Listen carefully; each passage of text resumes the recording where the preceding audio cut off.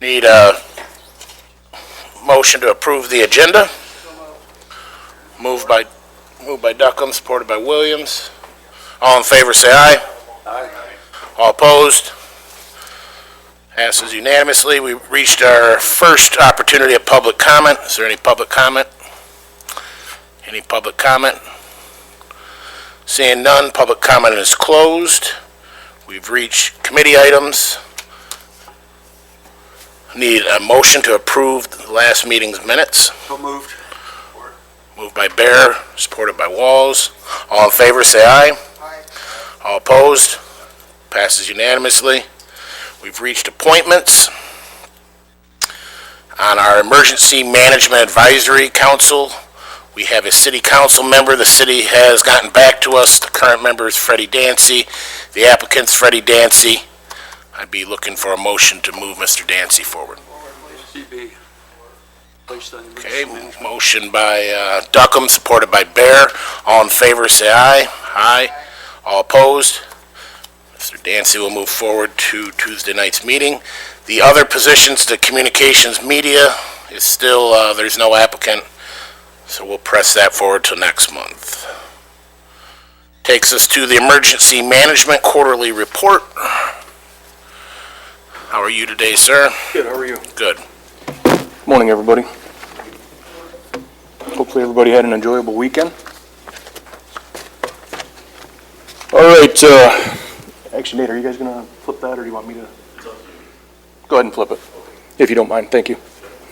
Emergency management activities. The last quarter has been quite eventful again. Slowly getting out of a lot of the COVID-19 stuff, but we've been trying to, obviously when we're in the middle of a pandemic, nothing else stops, or everything else continues, rather. So we've been pushing along and doing kind of double duty with that. A couple of highlights that I wanted to mention throughout this quarterly report. Back when we switched over to the 800 megahertz radio system, we had a lot of the VHF equipment that was basically end of life, out of use and whatnot. So what we did, I was able to reach out to a lot of the surrounding counties. A lot of the items were purchased with Homeland Security funds.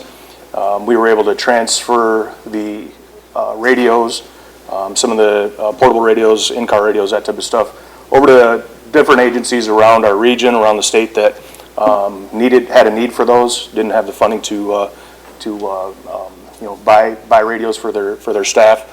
So we were able to purchase. Excuse me. Sorry. Thank you. We were able to submit a lot of those radios and transfer the ownership of the radio equipment to Hillsdale County. Was a big one. There was a lot of the Moscow Township Fire Department took a lot of the equipment that we had. So we outfitted everybody around our area that had a need. We were able to get those to them. And then it left me with a surplus of additional radio equipment that still is coming in from a lot of the police and fire departments around Jackson County. I had to inventory everything. We cataloged everything. We stockpiled it and didn't know what we were going to do with it. I was able to find a company out of New York.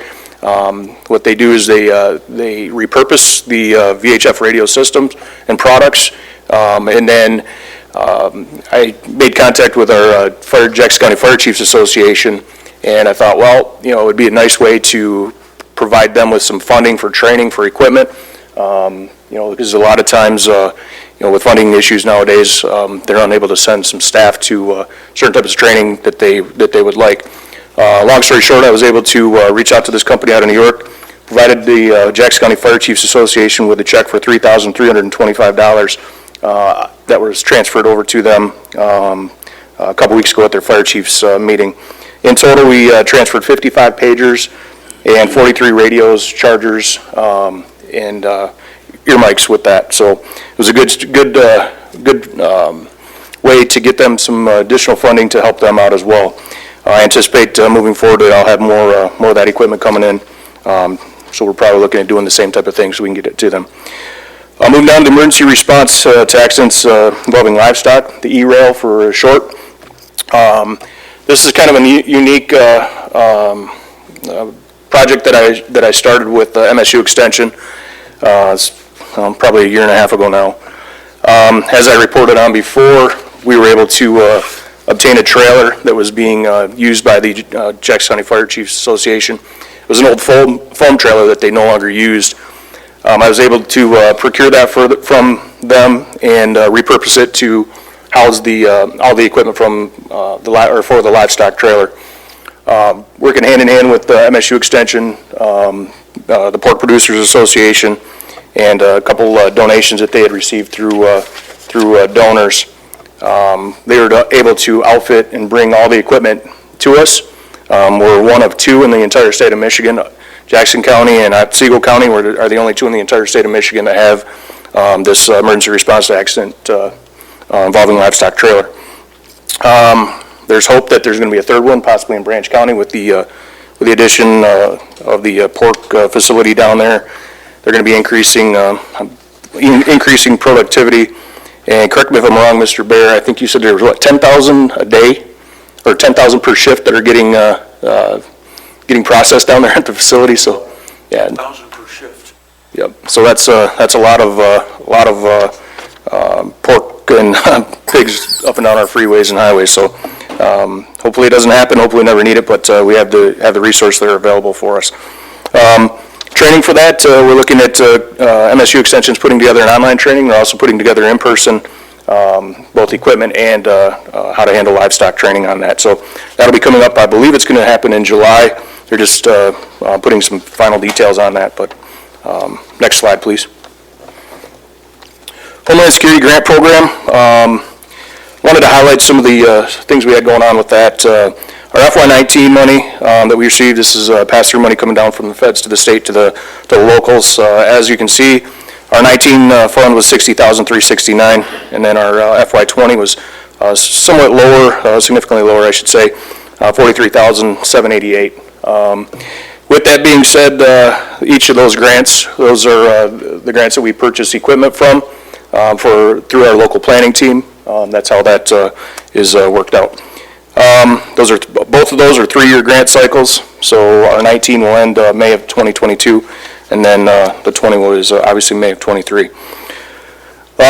Just a quick highlight of some of the projects that we've done with that FY19 money. We were able to purchase our Code Red 1-year contract again with them back for 2020 was $20,000. Negotiated response team headsets, we purchased those for the Jackson County Special Response Team. And then the Special Response Team breaching tool was another project that we did. And then our Urban Search and Rescue, we have a localized team here. Consists of City of Jackson Summit and some Spring Arbor firefighters that are on a specialized team, both along with HAZMAT and USAR. We were able to purchase air cushions for them. And you'll see it on the next page here. I put a couple pictures in to show you what those were. And then also out of FY19, we did a console antenna equipment for a dispatch center. They needed a piece of equipment that we were able to purchase for them. And then last but not least, out of FY19, our special response team is in the process of getting a small unmanned aerial system, commonly referred to as a drone. Out of FY20, the only project that we've completed this year so far out of FY20 has been our Code Red contract. Code Red, I was able to get that for the amount of $11,000 out of, negotiated that contract down from, when we originally started this, it was $30,000. I was able to negotiate that down over the last few years, and now we're down to $11,000 coming out of our local planning team, Homeland Security Grant Program funding. One other project that I highlighted that I wanted to talk about was our Jackson County Special Response Team vests. That's a regional project. That money came out of, didn't come out of our local funding for HSGP, but it did come out of the regional project. I was able to jump on board quickly with that one. It was kind of a first come, first serve type thing, and I felt that there was a need here in Jackson County for that. After talking to some of our Special Response Team leaders, their vests had expired. Didn't think there was going to be any type of funding available for them, so I was able to jump on that and get them six vests for that. Next slide, please. Management 346, Eoc Operations. These are some training and exercises that I've completed, and some that are forthcoming. Back on May 19th and 20, a couple weeks ago there, I was able to sit in on it's put on by Texas A&M University. It was a management Eoc Operations level course. I completed that. It was a 2-day. I'd like to eventually bring that training here to Jackson County for some of our leaders. So I'll be looking at doing that. Agricultural emergencies training coming up next weekend, next Saturday. It's at Henrietta Township Fire Department. This is going to be, I believe there's 30 different modules for the agricultural awareness type incidents. I'm just going to talk about response and best practices.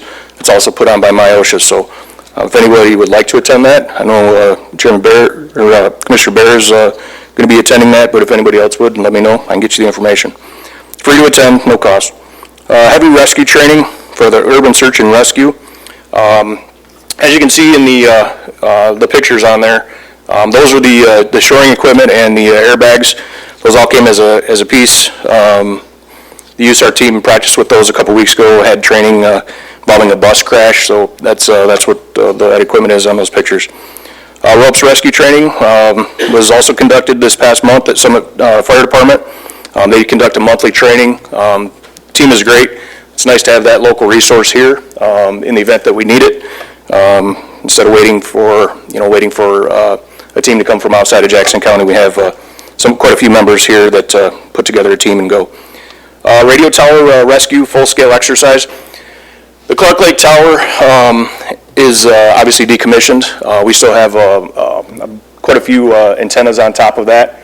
Our plan this year, hopefully closer towards fall. I know when we did the one in Napoleon, it was freezing rain and ice, and those guys still climbed the tower, but I'm not going to put them through that again, so we're going to wait till it's a little bit nicer weather this year. But the plan is for this exercise, we're going to simulate a skydiver that got hung up on the tower. Our plan with that is to utilize the antennas that are up there, the dishes that need to come down, the VHF equipment, simulate that that's a skydiver that's hung up, and then let the team go out and bring down the tower. So it's going to save 911, some money to have a team come out, or a tower crew to come out and remove those, and then also the USAR team will be able to get, and the ropes rescue team will be able to get some funding with that, or training with that. With the some of the surrounding counties taking our VHF equipment, it was excess. You spoke about earlier. Would it make sense to leave those antennas up? It's kind of on the edge of the county. That would be a question for Director Hammond. I'm really not certain. I know, I want to say Hillsdale's probably the only one, and I think they're going to 800 soon, if I'm not mistaken. So, yeah. Thank you.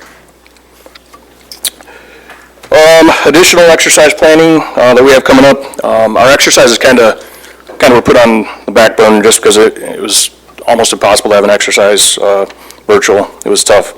But we're looking at doing with Henry Ford Allegiance Health, we're partnering with them. We have a pre-planned meeting actually tomorrow.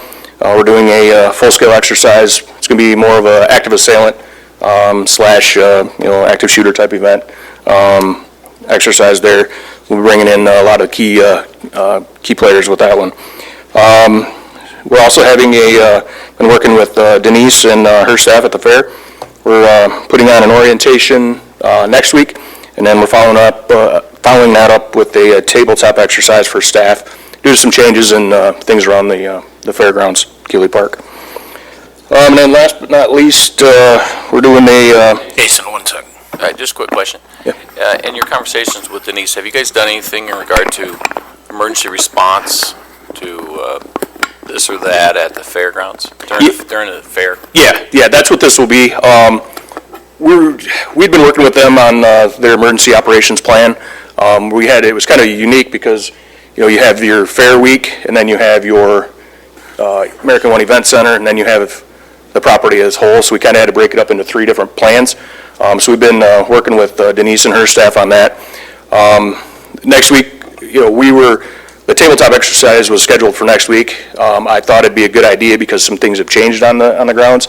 I wanted to bring everybody together as an orientation first, instead of just throwing them to the wolves and having them try to figure it out on there. So we're going to do the orientation of the property first, where things are, egress, ingress routes, that type of stuff, and then we're going to follow it up 2 weeks after that. I believe it's 2 weeks with our exercise. But it'll be scenario based. We're going to run through, I think, 3 to 5 different scenarios, whether it's weather related event, possibly a missing child, that type of stuff. So we'll be testing the staff and those that are down there for that. So, welcome. Last but not least, on training and exercise, jail evacuation. There was discussion that I was a part of.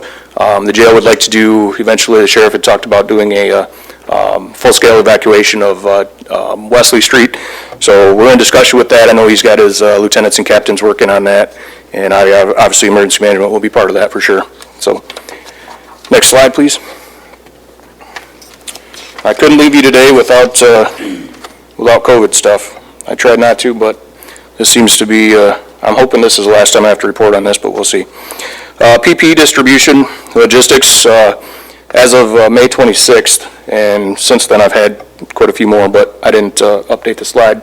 As you can see, 164,800 disposable gloves went through my hands, 326 gallons of hand sanitizer, 141,280 sanitizing wipes, 41,605 KN95, 60,400 surgical masks, 14,485 gallons, 3,400 N95s, and 10,476 face shields. To say that I don't ever want to touch PPE again is an understatement, but I think we did pretty good considering that it was basically myself and Jim Freeman. Go ahead. Is this just the first quarter of the year, or since? This is total. Yep, this is total. I don't even know where I'd begin with. I could probably break it down by quarter, but yeah. Just wondering. Nope. This is everything since day one of the rodeo. So it's been fun. Next slide, please. And just kind of obviously the planning, mitigation, response efforts are continuing, ongoing. Emergency Operations Center, we're still in a monitoring and assessment mode. Just for the group, MSP, they backed their state SEOC, State Emergency Operations Center. They backed that down to a monitoring and assessment mode as well. So we've been in line with them. I think they backed theirs down last week, if I'm not mistaken. Again, if those needs arise where we have to get equipment, get stuff that we can't support here locally, certainly put those requests into the state and we can get those done. Following up to Jackson County resource requests, since the beginning we've had 262, and then I've outfitted and supplied 98 different agencies, both public, private sector with PPE, off those numbers off the last slide. So, any questions? Committee members, any questions? Commissioner Duckham. This is really the first big emergency you've handled, I think. Did you follow a guideline?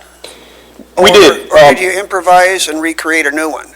We did. We have our emergency action guidelines, and those are in place for a reason, to help us follow those. Mm-hmm. I feel that overall, we followed those. Obviously, there was things that, you could write a million plans and never prepare for a worldwide pandemic that with PPE shortages, and heck, who would have thought that there'd be a shortage on latex gloves or rubber gloves or nitrile gloves. I mean, so there was, with the information we had at the time, we made the best decisions, and I think from emergency management standpoint, I think we did phenomenal. I'm not trying to toot my own horn, but we did excellent in my opinion. Well, I think you guys did a wonderful job.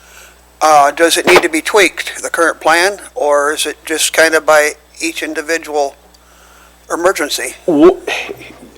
Yes and no. What we're going to do is, once things kind of settle down a little more, we're going to do an after-action review of it. We're going to bring all the key players in, talk about what went well, what went wrong, ways we can improve, and then we'll adjust our plans accordingly to that. Yep. Hey, good job. Thank you. Any other questions? Thanks for the report. Thanks for your work, Jason. Thank you. Have a good I day. just have one quick comment if I Sorry. can while Jason's still here. Jason has done a great job for us here in Jackson County, obviously. He's being recognized at the state level and is being nominated for Emergency Manager of the Year through one of their professional associations. So just so you know, he's doing great work that is being recognized at the state.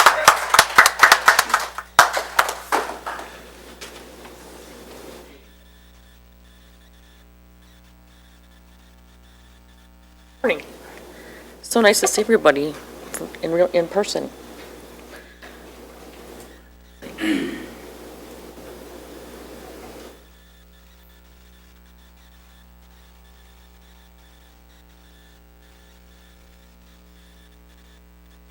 So I'm here to talk about our second quarter report today.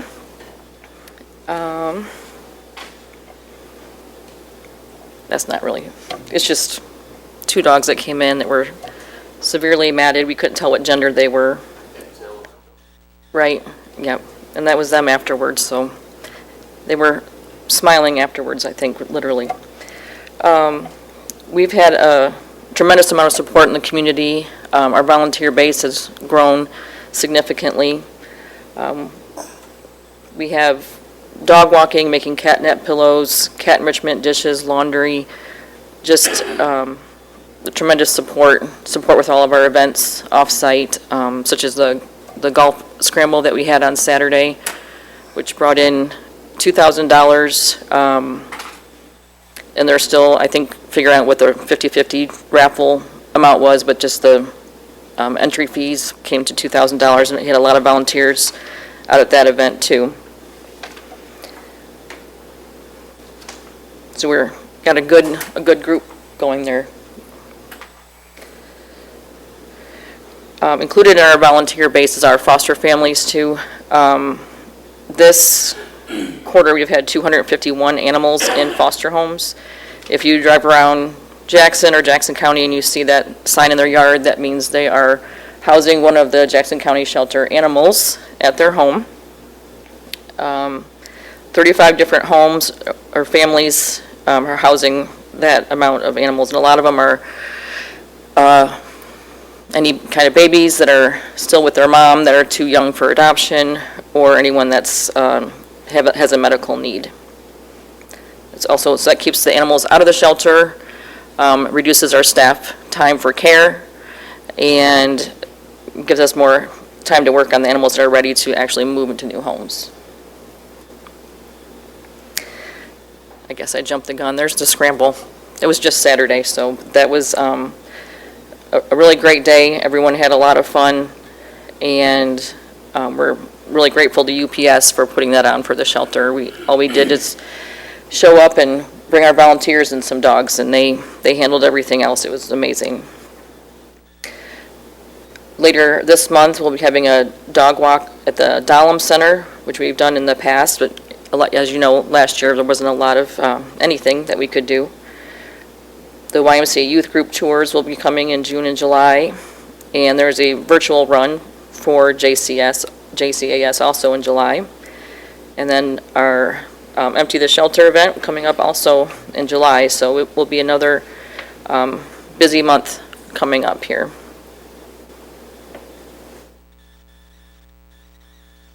You can go to the next slide. So the truck update, this has changed just as of last week. They made a mistake. As you know, we were able to get a grant and then utilize donations to get a third ACO truck. As we promised the community, we would have 3 officers in the field. So this truck was paid strictly by grants and donations, and it is in the process. I asked them to send me some pictures of it in the making. That's them constructing the dog box there. But it's going to be more like August than June. We were just updated last week. So kind of sad, but we're still looking forward to it. As you know, this is kitten season, and last year we weren't able to do spay-neuter. None of the vets were, so that is impacting everyone across the country as far as having extra cats coming in. Just by comparison, we had 179 cats come in the first quarter, and this quarter we've had 380.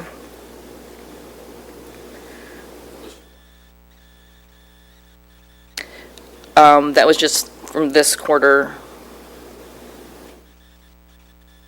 Yeah. We're still able to maintain the care that's not euthanizing any animals unless they are a public health risk or public safety risk.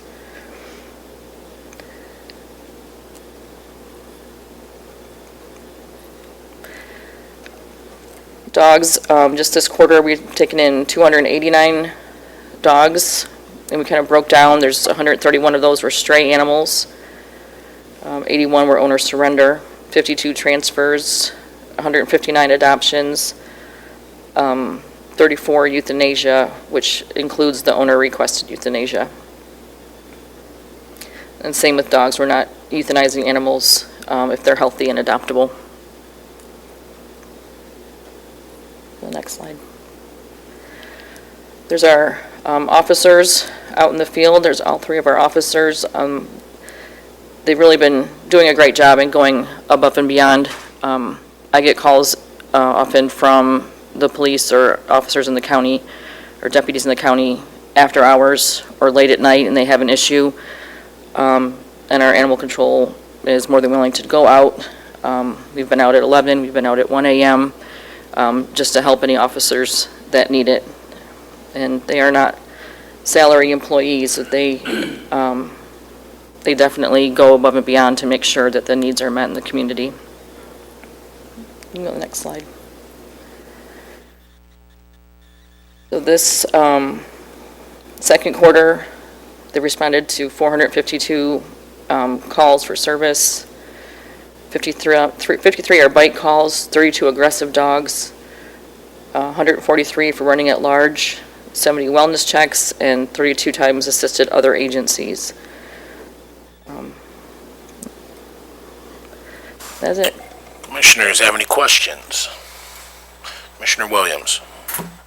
Good morning. Good morning. Just one quick question for you. For the folks that are helping us with fostering some of our animals, are they given any stipends to cover food, medical costs, anything like that?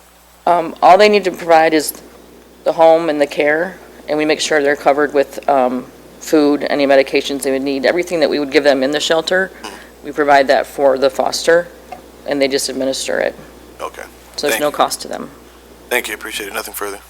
Commissioner Duckham. Yeah, kudos to your office and operation there. I remember probably 15 years ago, a lot of these animals were either euthanized or sent to U of M for medical training with a veterinary clinic and all, and it was quite a controversial subject, cost a couple commissioners their seats, and much better job. Thank you. I really appreciate the feedback. We try. Okay, thank you. You are doing an excellent job, and we appreciate it. Thank you. Thank you. I appreciate the support. You guys have a great day, and it's good to see everybody. That takes us to the Public Defender Compliance Plan and Cost Analysis Renewal. Kareem. Sorry. Yep. Good morning to this commission. My name is Kareem Johnson. I'm the Chief Deputy Public Defender. I'm standing in for Mr. Brian Fortino, who cannot be here today. I'm also joined by Jennifer Kahn, who authored our compliance report. First, I would like to thank this commission for all the support you've given us. Market credibility and consumer confidence is important for any business, particularly with a public defender's office. With the support you've shown us, you've given us the market credibility through our standalone office and our training and staffing to allow us to develop consumer confidence with the clients that we represent, anybody who's qualified as indigent in Jackson County. Here we are here for our compliance plan and cost analysis. Just to briefly highlight some points, we are requesting $3,613,252.33 from the state of Michigan. We are requesting $561,783.17 from the county as our local share, and most of that will go to staffing costs and construction. The courthouse is now in phase one of the courthouse construction will be completed this fall, and then we'll begin phase two, which will allow us to have additional space for staffing needs and potentially a social worker in the future. Then that, if the board has any questions, I can answer them. I know you've been provided documents through Board Doc, I believe, by Mr. Fortino.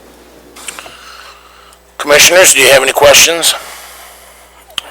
Okay, Commissioner Bear, and then we'll go to Commissioner Duckham. Good morning. Good morning, sir. You said you're requesting $3,600,000 for additional funding. That additional funding, is that beyond the current funding, or is that just new funding for this fiscal year? That is annual funding, and that will be for the new fiscal year. Okay. Yes, sir. Thank you. Okay. Commissioner Duckham. I'm done. I had the same question. Thank you. Any other questions? Just for clarification purposes, if I can, this is how they are funded. We put our local share, which is 555 and some change generally, plus a certain percentage each year. They increase it at the state. So our 500 and some thousand plus then what they request from the state through MIDC. So this is an annual request that we've done every year, and we'll continue to do so to get the remainder of the funding for the office. Okay, thank you. Thank you very much. Oh, sorry, Commissioner Williams. My question is more so for administration. I'm very much a supporter of this program, but I am curious about the longevity. At some point, I know this is a state mandate. At some point down the road, does the state plan to take this 100%, or will we always have the local share? Frankly, we do not know, but Deborah, you have anything to add? Deborah is going to... Yes, I do. I actually have 2 meetings this week. Don't ask me what day, but I have 2 meetings this week. One of them is in regard to the local share. There was a study done at the state level because there have been funding units that are complaining about the local share. So I am part of a committee that was selected to be in a discussion with that group that did the study. So we can make recommendations to the state on what we believe the local share should look like going forward. So I can keep you posted on that if you wish. And then the second meeting that I have this week with State Representative Leitner, her office, maybe that's next week, that might be next week, is with regard to juvenile public defense. So that we anticipate is coming down the pipe. We're not sure what it's going to look like at this point. There's been legislation that's been introduced, but we do believe that at some point in the near future, we will be providing public defense for the juveniles as well in some fashion similar to this office. So we will be adding in some sort, whether it be a separate office or whether it be added on to their office, it does appear the juveniles are going to be included in a similar fashion for public defense. So I'll have more information later this week after I go to that meeting with regards to the local share, but at this point, I do not anticipate the local shares going away. Yes, sir. Commissioner Williams. Follow-up question to that last comment. Thank you. Do you feel that try that again, I'm sorry. Do you feel that your office would be able to handle the juvenile cases once that is on the docket? With additional staffing, yes. Currently, we anticipate Standard 6 being implemented by the state, which requires that felony attorneys take no more than 150 cases. Oh. At current projections, we will be over that. We would be looking at 171. So there would be additional requirements for juvenile cases to make sure that attorneys are not overworked and can give juveniles the attention they deserve. So we can handle it. We have the experience with our attorneys to handle juvenile cases, which would include juveniles who are being tried as adults. But we would absolutely request additional staffing to help us handle those juvenile cases, and a social worker. And a social worker really helps in juvenile cases because you want to make sure juveniles have GEDs and other job training if they've been dropped out of school, kicked out of school, and in alternative programs if they cannot go back to a school. And because of recent case law changes, both in the Michigan Supreme Court and the United States Supreme Court, where juveniles can now receive or still receive life sentences, which we in the defender community call death end sentences because you're in prison until you die. We definitely want to make sure that we are trained. So 15, 16, or 17-year-olds do not spend the rest of their life in prison, particularly if there are redeemable qualities about them. So yes, we can handle those cases with additional support. Commissioner Bear. I'd like to move the approval of the chief public defender million for, There's no action needed, Commissioner. Thank you, though. okay.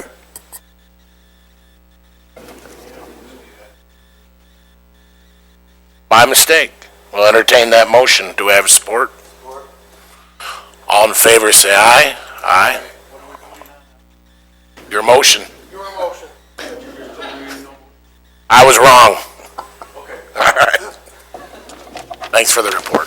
Thank you very much. Everybody have a good day. Thank you, sir.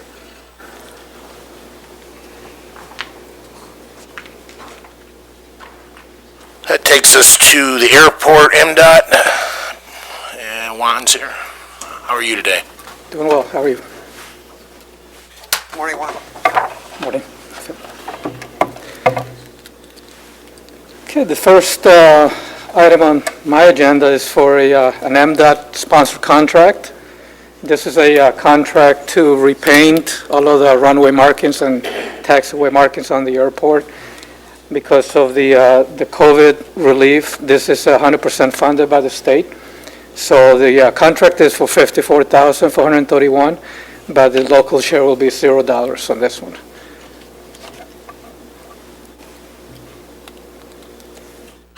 Any questions, commissioners? Commissioner Williams? Thank you. Real quick, was the funding source for this from your budget, or is this coming from general? This is no local share, but we did have the estimated local share was going to be, and it is in our budget, in our local airport budget, but this is 100% paid by the state Oh, and okay. the FAA. I misunderstood. So we don't have any commitment. Okay, thank you. Nothing further, Mr. Chair.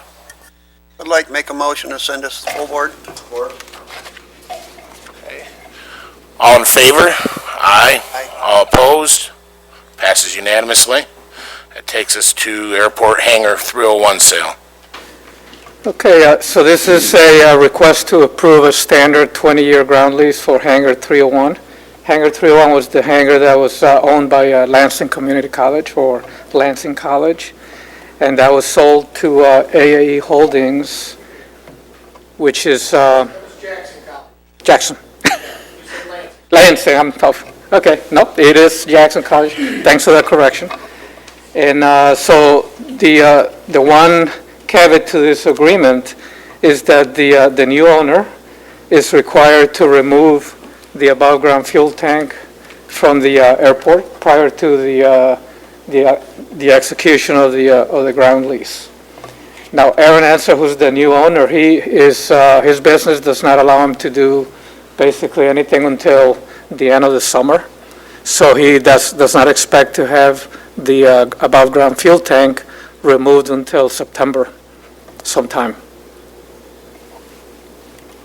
But we are coming to the commission to see if we can get the ground lease approved. And we'll just sit on it until the above-ground tank is removed. Okay, commissioners, do we have any questions? Commissioner Bear? Thank you, Juan. I'm scrolling through here right now, I'm trying to find it. The lease talks about the rental fee for the building, based on the building area. It talks about I'm sorry, I'm not finding it quickly here. It talks about the fee for the rental of the land, Yes, based sir. on the square footage of the land. And then there's a third part, which is the maintenance, lawn mowing of the land.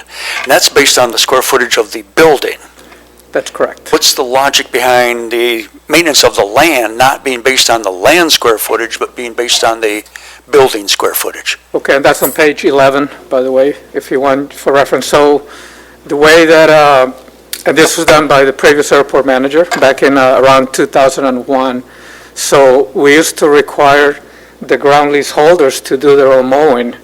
And so we encountered the situation where some people will mow their grass on a regular basis, others will not. So we decided at that time, let's go ahead and take on the mowing. And this is basically, we're going to take care of the mowing throughout the whole airport, but this is the area surrounding the hangars. which is a little bit more work intensive. It requires our smaller zero-turn mowers. And so we decided we're going to charge you 6 cents per square foot of the building, and that's our mowing fee for that area. Now, in this instance, and this is purely for the commercial hangars, we have a square footage of the footprint of the building. That's a rate. And for this, in this instance, we charge 38 cents a square foot. And then the college and the new owner, they wanted to rent the property around the building so that they can have their students and their customers walk over to the parking lot. In this building, the building is located quite a distance from outside the fence. So it's inside the fence, and customers need to come in through the fence to get to the building. And so he wanted to make sure that nobody else is going to be building another hangar between his hangar, Hangar 301, and the fence line. So he's paying the lower fee, which is 15 cents a square foot, for the area that surrounds his building, which is included in page 10 under attachment A1.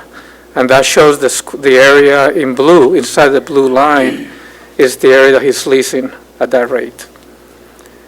So the 6 cents per square foot rate, that does not change per the consumer price index. Every other rate will get evaluated every January, and it will go up because of the consumer price index adjustment. Okay, thank you. You're welcome. Okay, Commissioners, if there's no other questions, I'd like to entertain a motion to send this to Tuesday night's meeting. If I may, Okay, go ahead. just wanted to add in there the caveat that I think you should approve this sale and this ground lease contingent upon removal of the tank, the ground lease. We can do that Tuesday, correct? Yeah, it can be just made in the motion here and of course on Tuesday. Mr. Chair. Can we amend that motion then?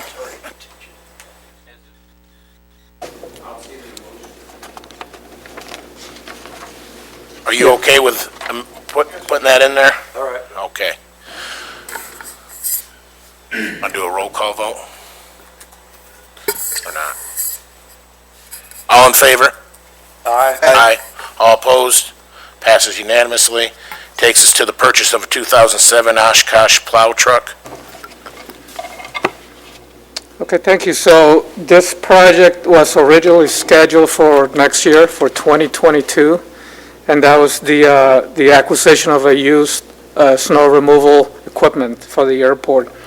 The FAA will allow us to purchase a new building for about $600,000, a new truck for about $600,000. But because of all the other projects that we have on the airport, which basically means we have to reconstruct all of the taxi streets on both the east side and the west side of the airport, then we chose to go ahead and buy a new used truck instead of buying a new truck. The two trucks that we have right now is a 1982 Oshkosh and a 1975 Oshkosh. Those were purchased in 2001 from the Dayton County Airport. And so this time around, we're wanting to purchase a 2007 truck, very similar to the 1982 truck that we have. And the minimum bid is $75,000. We're not quite sure how much and this is a sealed bid, so we want to make sure that our bid is as competitive as we can make it. And that's the reason we're asking for a maximum bid amount of $125,000. We don't expect that to be the actual bid amount. But if we were to go ahead and bid $125,000, the local share for that truck will be, where's my document here? Will be $6,250. And so we don't expect, like I said, the bid amount to be $125,000. We are going to go up on Wednesday. It's going to be my maintenance person, Josh Clayman, and we're going to go with an individual that's been fixing our trucks for the last 15 years.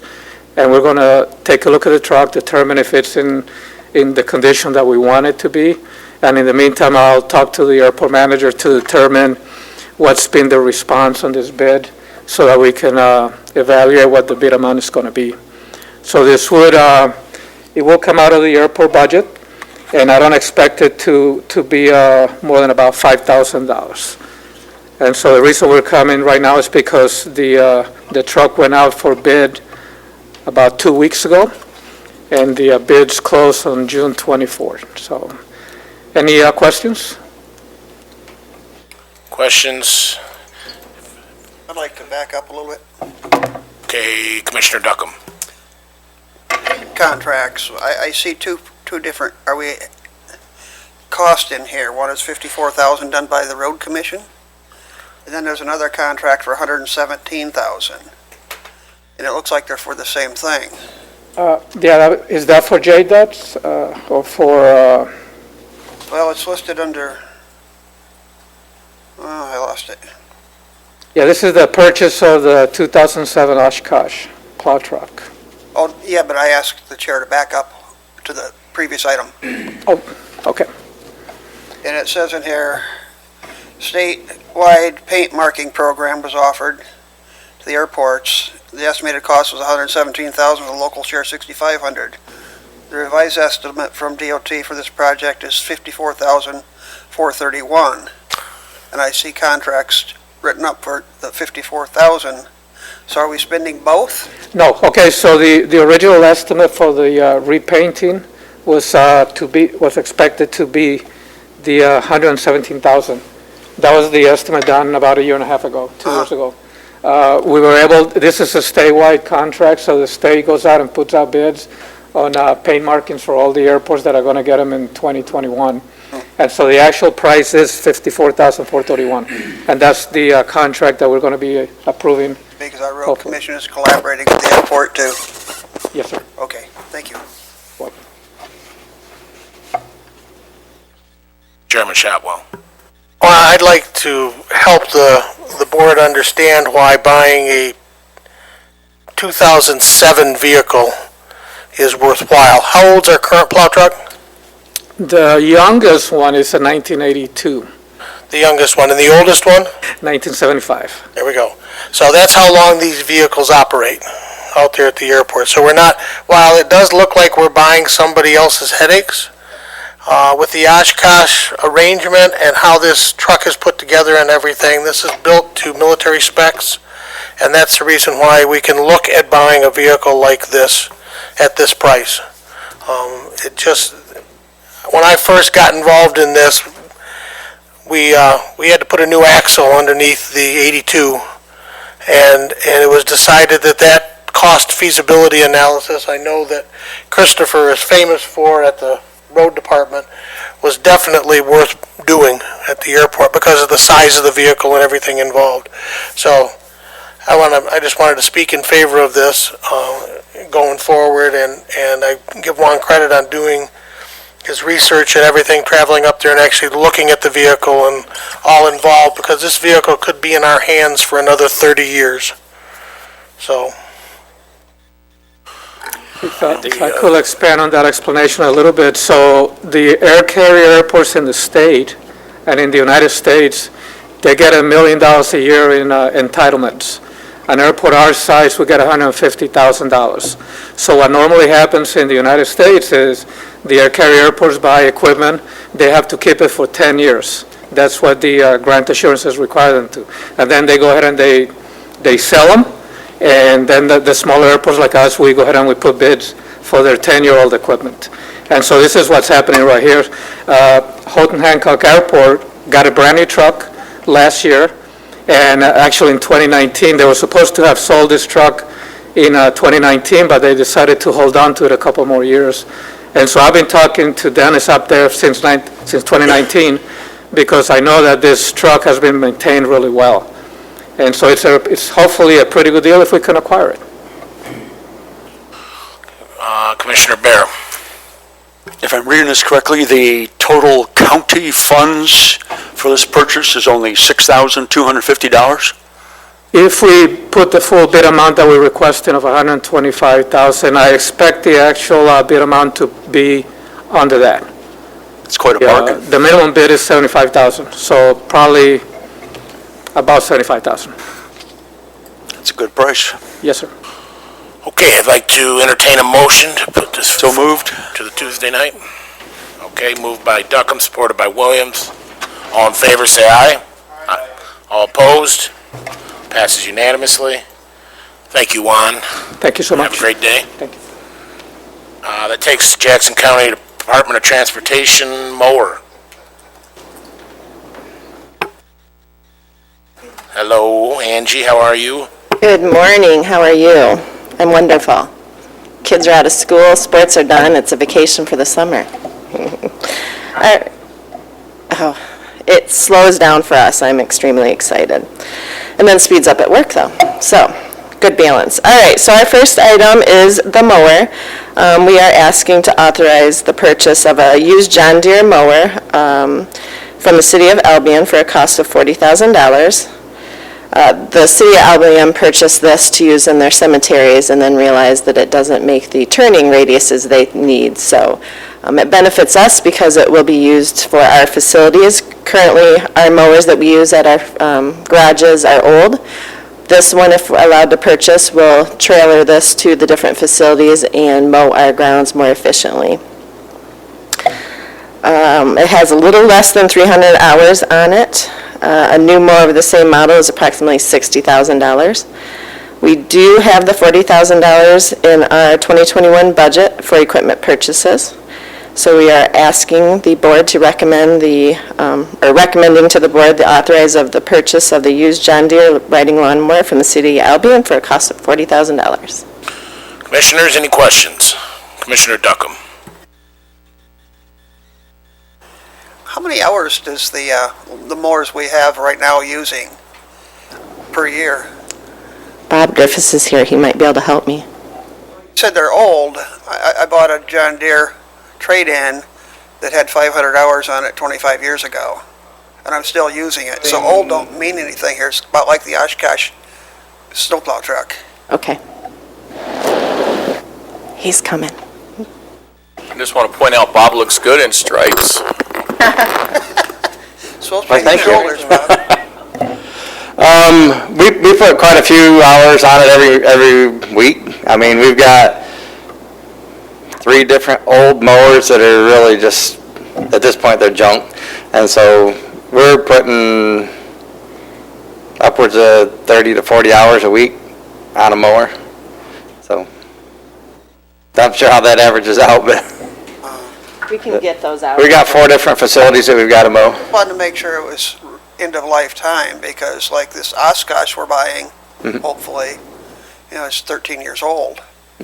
Age at that point don't mean a lot because they're not used year round, and neither the lawnmowers. And Well, this is like a 3-year-old mower, so it doesn't have a lot of hours on it. They didn't put a lot of hours on it over in Albion. So it should last for a good long time.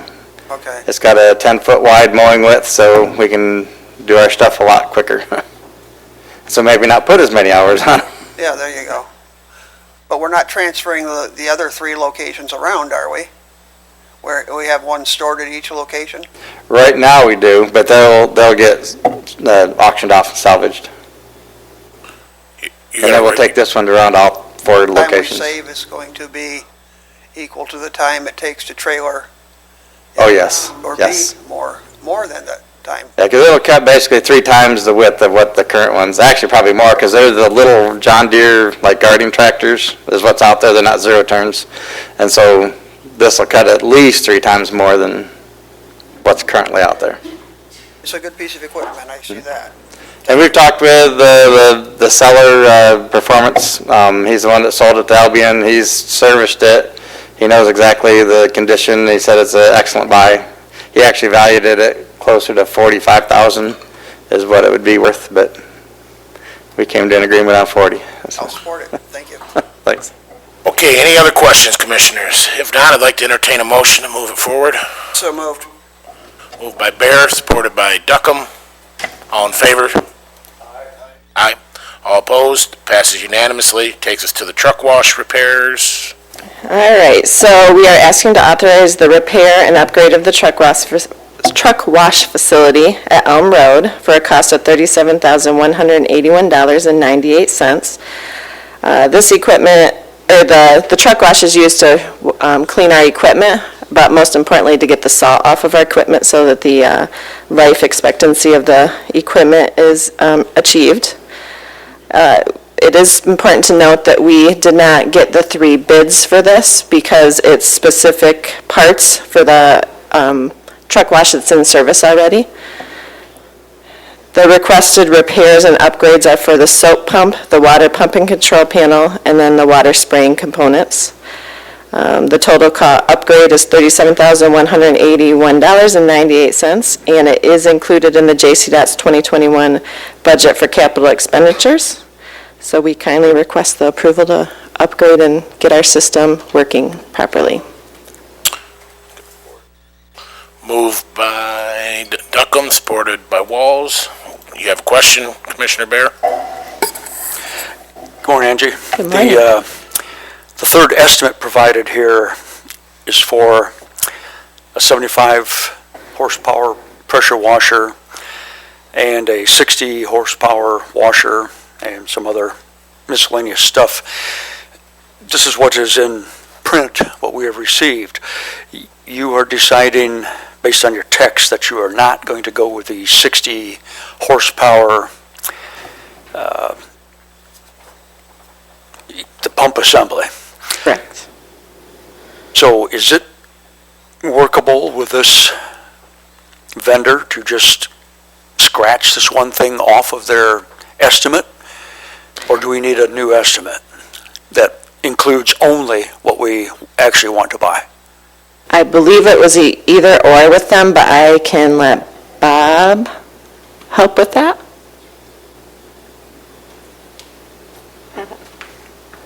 I knew there was a reason we had him come today. They commented that I don't come that often anymore, so. Yes, the original quote was for either or, and that was just they said we can do either. We elected to go to the 75 horse. Along with that pump and the spray system and the soap pump, all those units can be, because how new they are and everything, can be moved into another facility if and when we ever try to build a new wash right. Those units can be moved over to that and still used. Well, my concern is this estimate really doesn't show it as an either or. It lists three items and it lists a total. We can have them give us a new... not planning on buying the total. New quote if that's what you need. Would you repeat that, please? We can have them give us a new quote if that's what you'd like. Well, that's not what I like. I'm just asking, is this workable? Is this acceptable with this supplier to say, scratch this thing, we'll buy the other 2? Yes. That's the way they presented it to us. It's workable from a... Yeah, we've used them for years and years, since that wash rack's been built. Okay, thank you. They're very good to deal with. All right. All in favor?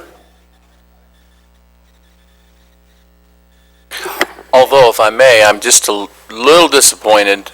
I normally see lots of color photos from JDOT's work, and, I'm looking for pictures of the wash thing, but that's okay. You can send them to me later. We'll get you some. All right, semi-annual report. All right.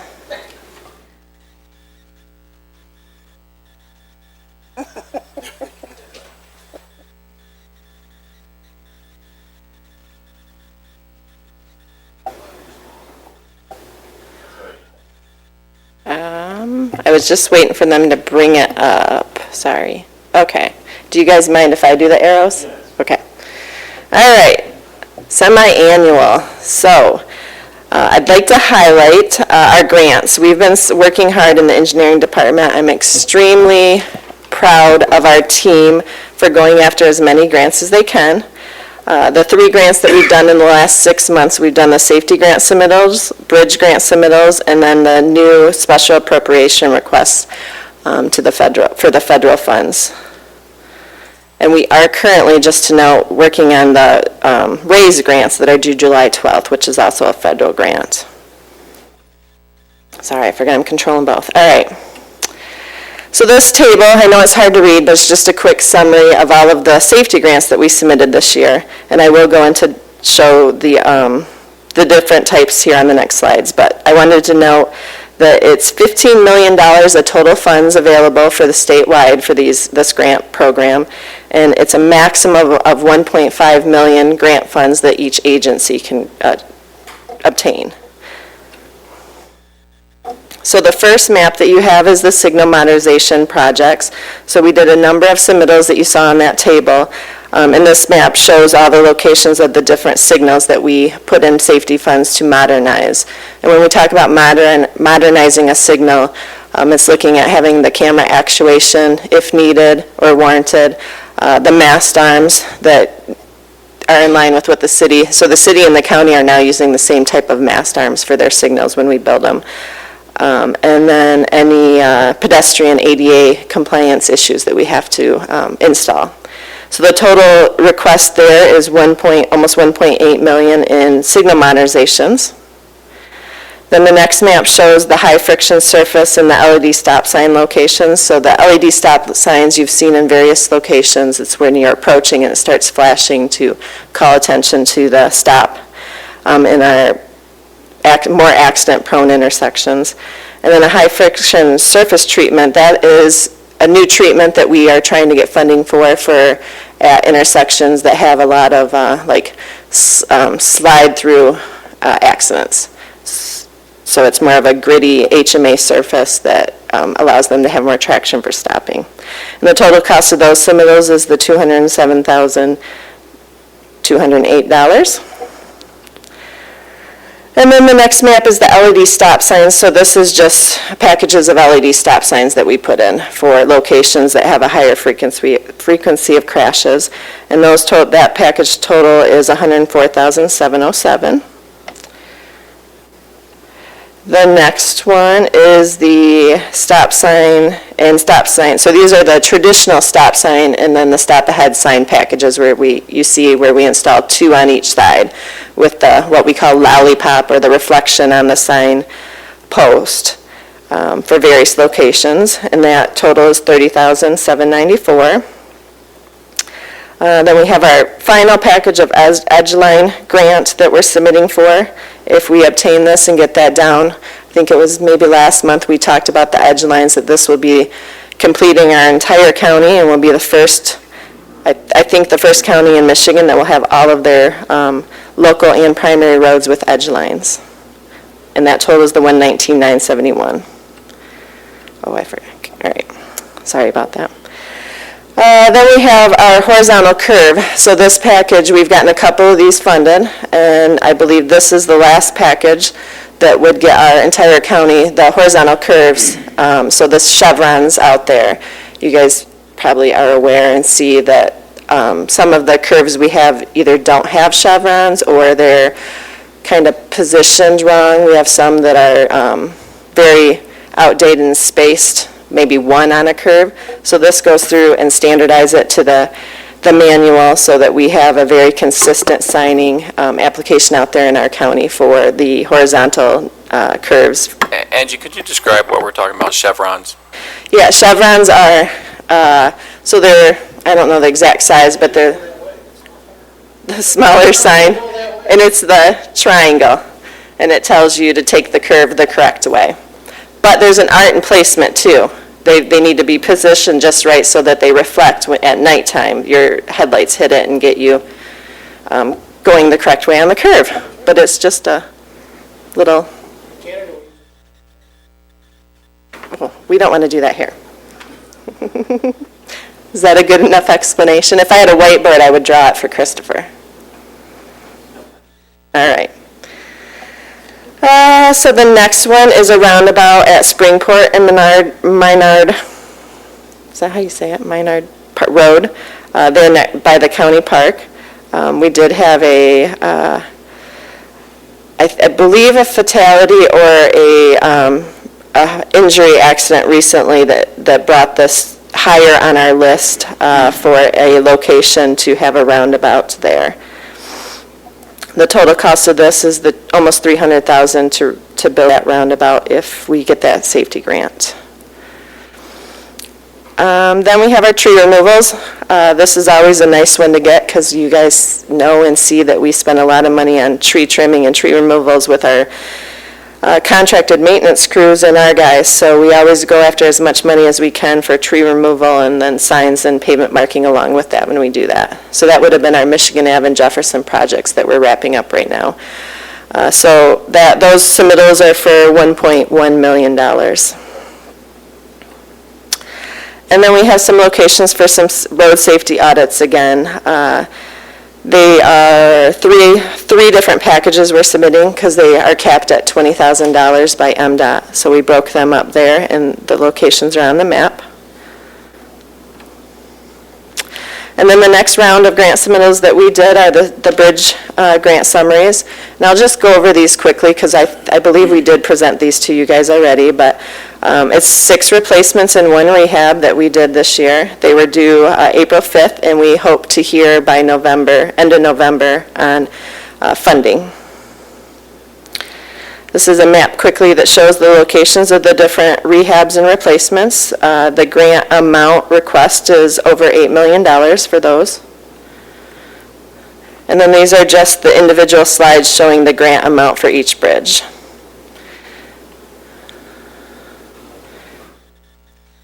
And I'll note when I get to the Springport, this is the one that was a rehab. The abutments and the dam there have been evaluated by our bridge engineer, and this just needs a superstructure or deck replacement. Then our new pot of money that we submitted 3 projects to Congressman Wahlberg's office for the special appropriation requests that they had. They were due on April 27th from us, and we're just patiently awaiting to find out if we get any funding. But the 3 projects were the Airport Road, the Hollaball Road, and South Street. This is a map showing the Airport Road. I apologize for the tiny little red dot for airport, but it's 1.1 miles of roadway that we requested funding to recycle and then repave with widening at the locations that are warranted from the studies we've done with the road safety audit, and then ADA compliance upgrades, signal modernizations that are needed on the project. Springport Road, or Hollaball, Road. This is one that we've had on our list since we did our first bond list of roads that needs to be redone. So this road, this was put in to be a recycled and then repaved. If we do not get this, then we will be doing a preventive maintenance 2-inch resurface on this road with our RTF funds this next year. So our 2022 pot of money will treat that road if we don't get this funding for preventive maintenance fix. And then South Street, we put that in. That's for a cold-in-place recycling also for $2.13 million. That is on the tip for 2022 or 23, I can't remember. But that project is on our JAX, so it has JAX funds associated to it, but it's not enough funding to do the project. So if we do not receive this funds, then we'll have to change the fix on that or try to get additional funds from a different grant.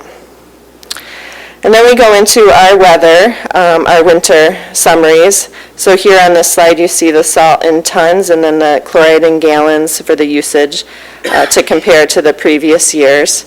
I need to note that this is all dependent on Mother Nature, but we can tell you that our application rates and the equipment the board allowed us to purchase has enabled us to apply the salt and the materials at the applications rates that are needed. So our usage is going down. It just is dependent on Mother Nature and how much snow she throws at us or ice she throws at us. And then you'll see in the bottom there, we did this year use 2,487 tons of salt sand mix to get in when it was really cold to try to get some traction on the road. This is just showing it in dollars, the expenditures in dollars for the different things. And then it says on the bottom there that the salt prices are continuing to rise. We did see that with our bid that we just got a couple months ago, but we will continue to look for ways to decrease salt, continue to calibrate our equipment that the board allowed us to purchase to minimize the usage, but to keep the roads safe for the motoring public. And then we have one more, but going into our construction that's under construction right now, with construction season kicking off, our crews have been working on Blackman Road, a CIR project. We've done the cross culverts, we've done the driveway culverts, we've done all of the driveway removals, the ditching that's needed for that project, and we've actually completed the CIR. Silt fence I wanted to put in here because I don't know if I've ever talked about soil erosion or the importance of it, but on our projects we are making sure that we have the proper measures installed, because it's important to keep whatever disturbance we have on our construction projects within the footprint of our project and not into the waters of the state or the wetland areas. So this is just a quick reminder that JCDOT's doing everything that they need to keep our environment safe for the residents of Jackson County. That's our guys installing the silt fence on Blackman Road. And then here's our recycling. Our first project of the year, it was a very successful first project, I have to say. I was very proud of our team working out the kinks. Every first project for every contractor, every crew, has some bumps in the road. But we had very minimal. Our guys worked together to overcome them, and they provided a great product. If you have a chance to go out there and drive it before it gets paved, I highly encourage it. This is just a picture of it after fog on the right there. But you can see the center line, it matches. It's a very nice road to drive right now. Christopher and I drove out there, and it was closed to traffic, so we could go back and forth across that joint, and you couldn't even feel it. It was nice. In years past, that's been a challenge for our crews, so they're doing a great job. Then we have on June 14th, the Grass Lake project starts. I remind you guys, this is not our road, but we are acting as the design and construction engineers for the village there to get this crush and shape completed for them. That's funded by the RTF, Rural Task Force. And then our county farm road project that we worked with the Enterprise Group and Blackman Township to successfully be awarded a almost $4 million grant is in design phase. That project, we're working to have that out to contractors for bid, hopefully in December, for some winter work for trees and ordering of the signals, because that can take anywhere from 12 to 24 months, we're being told, for those parts. So it's a huge range. So we're going to get that out as soon as possible for the contractor to get those ordered. And then dust control is ongoing. That should be completed in the next week or two, Mother Nature dependent. But this was current as of June 2nd. And then the way station reconstruction that we had to do this year, I think it's just waiting for the concrete to cure so that we can actually use it. But that end picture shows the concrete's all in place. It's still coned off until we get that strength needed to use it. But that was a much needed repair that was done to that way station. And Yeah. could you tell the board what you do with the way station? Well, we use it to weigh materials, so we can put, I think the state police also use it, and Bob, if you want to add any more, but the state police use it when they pull someone over on the highway. They come in and will weigh to see if they're overloads. But we use it for material usage to know how much to charge out to our inventory for salt or, go ahead. No? You're good, you're good. You make me nervous. For salt, gravel, sand, anything we take out of the yard, they're able to weigh the equipment and figure out how much to charge out to the inventory. Do you have more to add on that? I was just going to add that we use it for, like I said, not only the commercial carrier when he wants to bring in a truck to weigh, it's a certified scale, so they can write their citations off of it. We also, any of the municipalities or anything that come to get cold patch, salt, sand, whatever, they weigh through that, and we charge that out through their account, along with our own guys to weigh the materials when we do our own projects, so we get an accurate count. I was going to go there. Okay. I would have remembered the villages, yes. What's the question? Did you have a question? Okay, sorry. Yes, I would have remembered the villages or different cities or schools that have contracts to purchase salt through us. Thanks, Bob.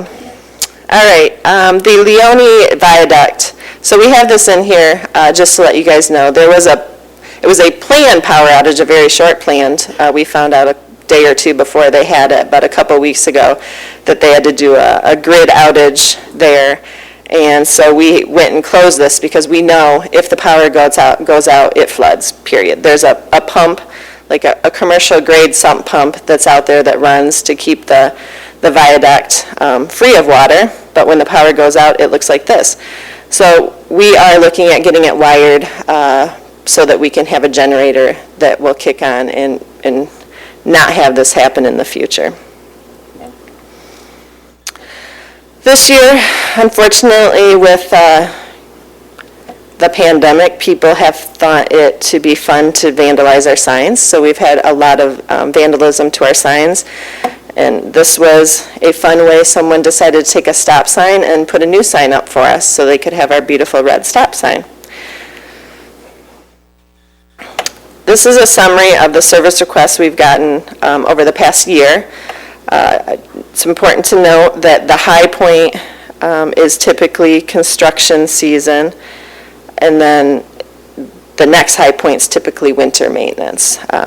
But right now we're sitting at somewhere around 300 service requests, which isn't bad considering we did start doing construction and everything. So this is just showing you that we are monitoring every call that comes in, putting it into the system, and at any time if we want to know how many open or closed or just active requests we have from our residents, we can pull the information. And then last, we're excited to be standing here and letting you know that we've received 2 more national awards. That makes 4 total national awards and 1 state award. So the first one is the Naco 2021 Achievement Award for the Mcdivot project. You guys know all about the Mcdivot project, but basically for our vision of building a very, very, very strong road. They recognized our team for working through that. Through the pandemic, it was very challenging. I know we've talked about it before, but very proud of our team working with the contractors, with the residents, everyone during the pandemic, and making sure that everyone was safe with the construction project. The next one is the Competency Assessment Committee. So this program is a program that was, and I don't know if invented is the correct word, but came to light through Christopher with his knowledge of working with different agencies. It's important. You can see there in 16 and 21, that little side-by-side, it's small, but what this program has done for our employees. And the number one thing is brought up the morale. I think our guys in 2016, I don't know that they enjoyed their jobs or coming to work. This program has given them something to look forward to, different training options, and it's brought up the morale, and people take pride in their work. So we're very excited to get that Naco Achievement Award for this year. And then we did present on this, but it was during our 6 months, so the 2020 Impress Award that we received from the County Road Association for our Timber Bridge program that we do with our crews. Any questions? Commissioners, any questions? Commissioner Bear. Thanks, Angie, for the report. Got a question, page 33. Talking about the cross culvert removal and compacting of the new cross culvert soils above it. Got a question. How thick of a lift do you put in there before you start compacting? Lift of gravel or sand, the granular material?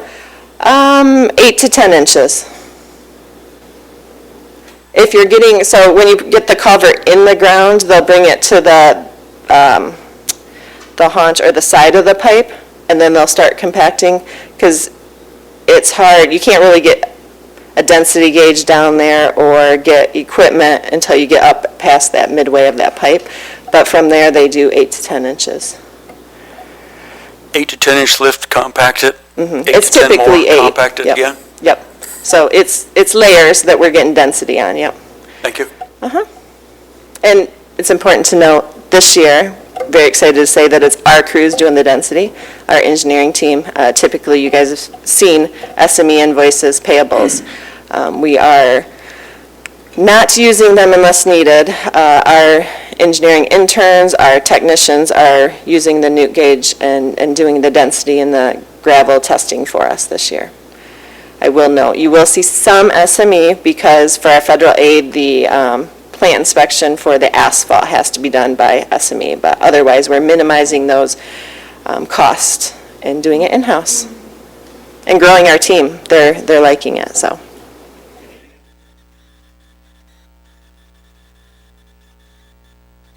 Angie, what amount of incidents have to occur in an intersection for you to begin considering using roundabouts as a control tool?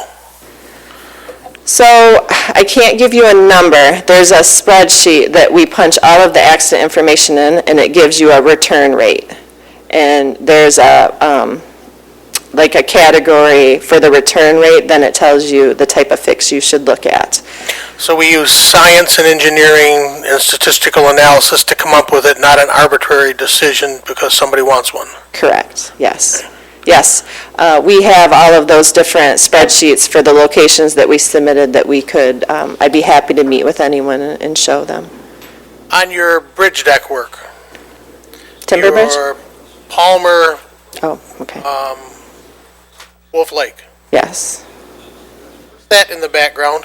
And is that a public or private accessible? Looks like a ramp into the water. It sure does. I do not know off the top of my head, but I can find out for you. Well, my thought would be is that if it's, put there for people to utilize and they're using it, that's all real good. But I think we should look at curb parking, make sure that we're not having a bunch of cars all of a sudden causing issue. Yeah. Then with your signal analysis, with the Wayland to Lawrence, pretty much Airport Road, Lawrence, do we do timing studies to get that to all flow better when we put in these new arms and everything like that also? Yes. Yep, we will. So that's why when I presented on signal modernizations, I don't know what is exactly needed for that right now, but we'll do all the different timing studies to make sure that they flow properly. They'll be, right now they have a GPS system that makes them talk right by I-94, but we're looking at modernizing that. And MDOT actually came back and said that they do have funding to look at their ramps there. I think it's next year that they have funding. So we're working with them to get that as efficient as possible. That's a side note, sorry, but yep. Thank you. Okay, on a side note, I'd like to just say thanks. I've had 2 residents reach out to me on some issues out in Leoni, and Mr. Cole got right out there and did a good job. I think you saw Mr. Shively responded. Hopefully we're going to respond back to him. But Yeah, the other gentleman was very pleased with how quick the response was out on Napoleon Road, so appreciate it. Thank you. I will pass that on. All right, thanks for the report. Thank you. Nice seeing you guys. That takes us to claims. Need a motion to pay the bills. Moved by, was that Rodney? Walls, supported by Duckham. All in favor? Aye. All opposed? Passes unanimously. Other minutes, if there are none. Next month's reporting schedule is Region 2 Planning and the Jackson County Department of Transportation Monthly. Takes us to our last opportunity for public comment. Is there any public comment? Any public comment? Seeing none, public comment is closed. Are there any committee member comments? Seeing How much time do we have left for committee? 5 seconds. All right. Committee member comments are closed. Meeting adjourned.